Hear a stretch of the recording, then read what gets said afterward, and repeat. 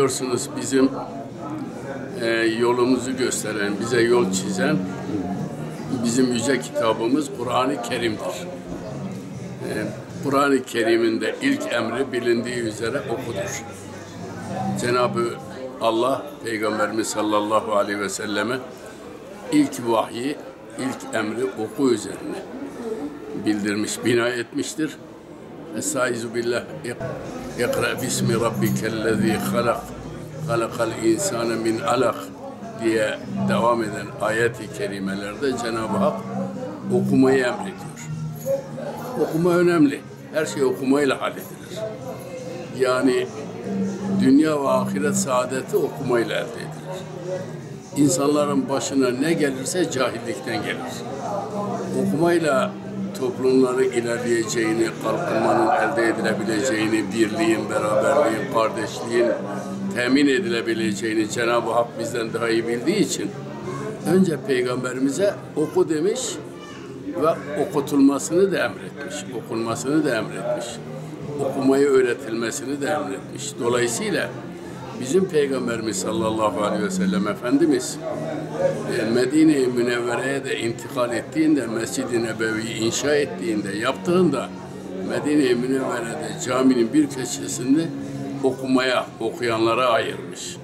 Ehl-i Suffe dediğimiz Suffe ehlini okumak isteyenler ve okumak becerisinde, zekasında, kabiliyetinde olanları Peygamberimiz oraya almış, orada okutmuş, onlar alim olmuş, onlar topluma onlar da okumayı, öğrenmeyi öğretmişler, emretmişler. Evet, okuma önemli ama bununla beraber bilgi önemli. Daha önemlisi olan da bildiğiyle, okuduğuyla amel etmek önemlidir. Amel olmayınca okuma pek fazla bir şey ifade etmez. Dolayısıyla Peygamberimiz sallallahu aleyhi ve sellem de bir hadis-i şeriflerinde bir zamanın geleceğini, insanların yollarını şaşırabileceklerini, helakete gideceklerini, hatta alimlerin bile bu tehlikeye düşebileceklerini, böyle bir tehlikeyle karşı karşıya kalacaklarını, ancak ilmiyle amil olanların müstesna tutulduğunu, yollarını şaşırmayacaklarını, sırat-ı müstakim üzere olabileceklerini Peygamberimiz sallallahu aleyhi ve sellem hadis-i şeriflerinde beyan buyuruyor. Evet, çocuklarımıza daha çocuk yaşta iken okumayı öğretmek lazım. Okumak çok önemlidir. Allah'ın emridir. Okumadan olmaz ama çocuklarımızı okuturken aynı zamanda dini, milli, manevi kültürümüzü de onlara vermeye gayret etmek lazım diye düşünüyorum. Okumak nedir?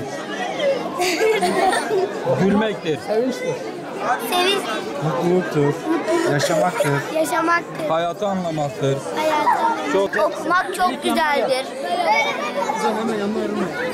En güzel